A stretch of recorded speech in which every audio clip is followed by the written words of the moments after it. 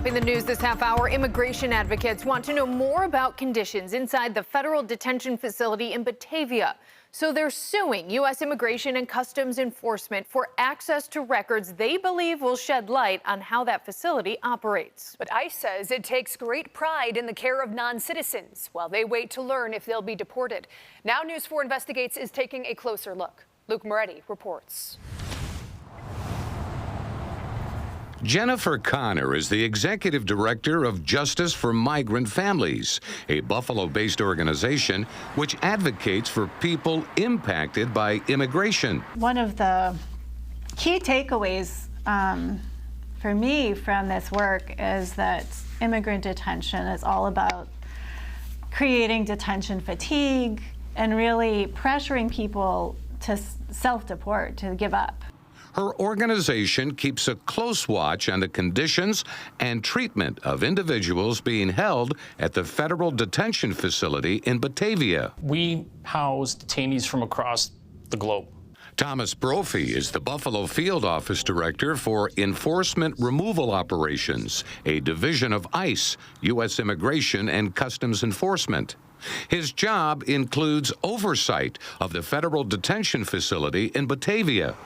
The detainees housed at Batavia have either been convicted of a crime, have criminal charges pending, or violated federal immigration laws. Our detention is civil detention for the purpose of removal and the removal process purely. In April, News 4 Investigates was given a tour of the Batavia facility. Our cameras were not allowed to record the actual tour because of security reasons, and our crew was not allowed to speak to detainees being held there. It's not punitive. People aren't sentenced and confined here because they were found guilty.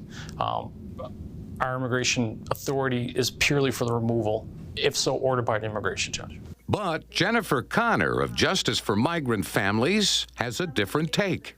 Immigration detention is punitive because it is designed just like, it looks like a prison, and it is, for all intents and purposes, a prison. We want to see people treated better, and yeah, we're here to see more transparency in Batavia. In December 2022, Justice for Migrant Families and other advocacy groups sued U.S. Immigration and Customs Enforcement, claiming ICE refused to process or produce requested records on detention policies and practices.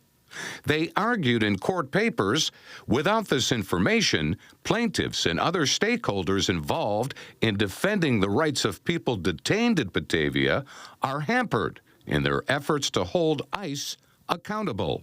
The truth is, for Batavia, that as we have talked with people and known people who are there, often for years, that there's a consistent pattern of reports of abuse, neglect, and mistreatment over time.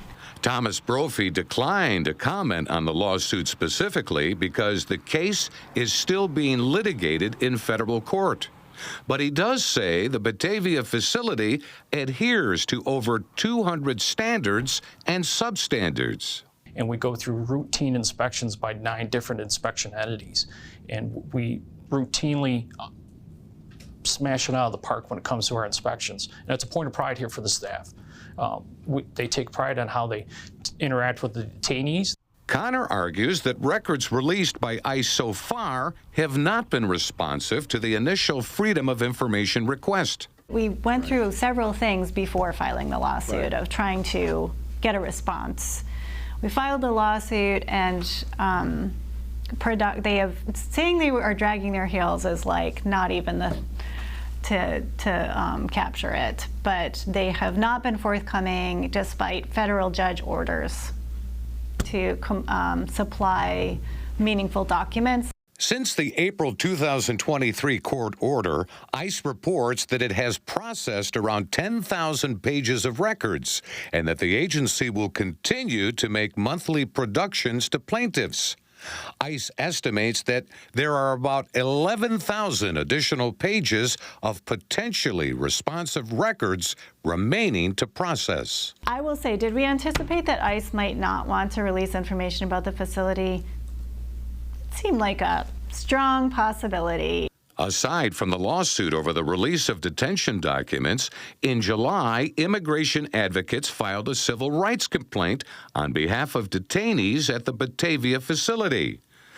The complaint alleges that a group of detainees protesting certain conditions of confinement were retaliated against for engaging in a hunger strike in June, and that ICE retaliated with threats and use of force against the strikers and placement in solitary confinement. Retaliation has occurred there over years as well, when people do try to speak up. But during a follow-up interview in August, Thomas Brophy told News 4 Investigates that's not the case.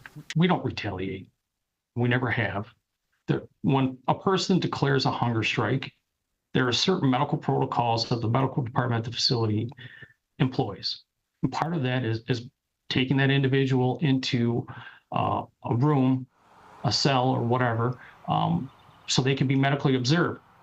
Additionally, ICE released the following statement that reads in part, ICE is committed to ensuring that all those in its custody reside in safe, secure, and humane environments under appropriate conditions of confinement.